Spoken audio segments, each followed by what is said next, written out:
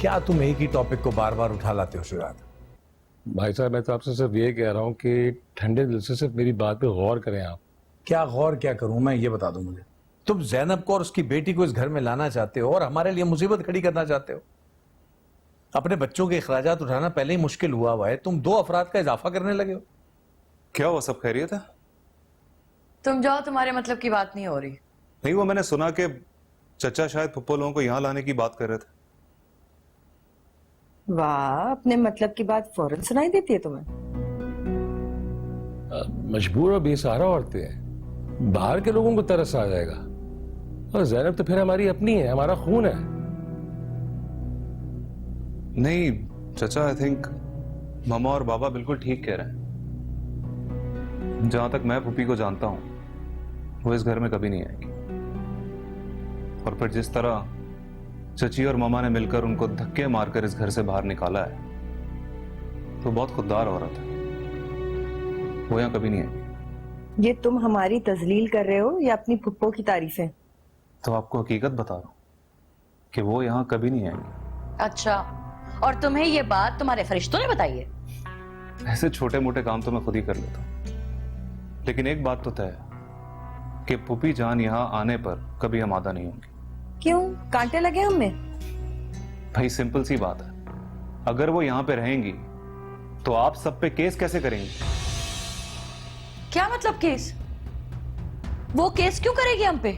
कि मामा आप बहुत भोली हैं, जरा सोचें। अब अंकल इस दुनिया में नहीं रहा, घर का किराया, बिल का खर्चा और फिर उष्णा के पढ़ाई के अखराजात कहां से पूरे करेंगे? देखें, उनको जैसे ही पैसों की जरूरत पड़ेगी, उनके दिल में सबसे पहला ख्याल क्या आएगा? कि वो चचा और बाबा पे केस करें। और फिर जीने के लिए उनको पैसों की जरूरत है, और यही जरूरत उनको उनका हक याद दिलाएगी। पागल हो गए हो क्या? बकौल शुजात के तो दाल रोटी पे गुजारा कर रही है वो दोनों माँ बेटियां। केस कैसे करेंगी? कहां से लाएंगी पैसा? वकील क्या मुफ्त में लड़ेगा उनका केस? देखें, अदालत, जज, वकील, इससे बड़ी भी एक अदालत होती है, वो है अवाम की अदालत। और आप लोगों को तो पता आजकल सोशल मीडिया का दौर है, और अगर उष्णा ने फुप्पी पे ज्यादती और विरासत में हिस्सा ना मिलने पे जरा सी भी आवाज उठाई तो एक कोहराम मच जाएगा। और फिर एनजीओज, ह्यूमन राइट्स, वो तो ऐसे लोगों की खोज में लगे रहते हैं। बस फिर उष्णा की आवाज उन तक पहुंचने की देर है, फिर वो वकील भी खुद करेंगे और इनको इंसाफ भी खुद ही दिलाएंगे। और फिर आप लोगों के घर के बाहर टीवी चैनल्स की गाड़ियां आप लोगों को लाइव कवरेज दे रही होंगी। उष्णा ये बात सोचे ना सोचे, लेकिन तुम उसके दिमाग में ये खुराफात जरूर डाल देना। तो आपको आने वाले वक्त की झलकियां बता रहा हूं, आगे आपकी मर्जी है। क्यों चाचा? हाँ, नहीं, तुम्हारी बात में दम तो है। उष्णा पढ़ी लिखी लड़की है और जैनब को भी अपने हक के लिए आवाज उठाना आती है। अब अगर दोनों ने आवाज उठाई तो उन दोनों की आवाज को दबाना मुश्किल हो जाएगा, और फिर देना पड़ेगा हमें विरासत में जैनब को हिस्सा। ऐसे ही कहना चाह रहे हो तुम? जी बिल्कुल।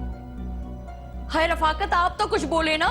नहीं, ये तो बहुत, अगर ऐसा कुछ हुआ तो हमारी इज्जत की धज्जियां उड़ जाएंगी भाई। इससे निकलने का कोई हल भी तो होगा। सिंपल और सीधा सा हल है चचा, बता तो रहे हैं आप लोग को, लेकिन आप लोग माने तब ना। मतलब?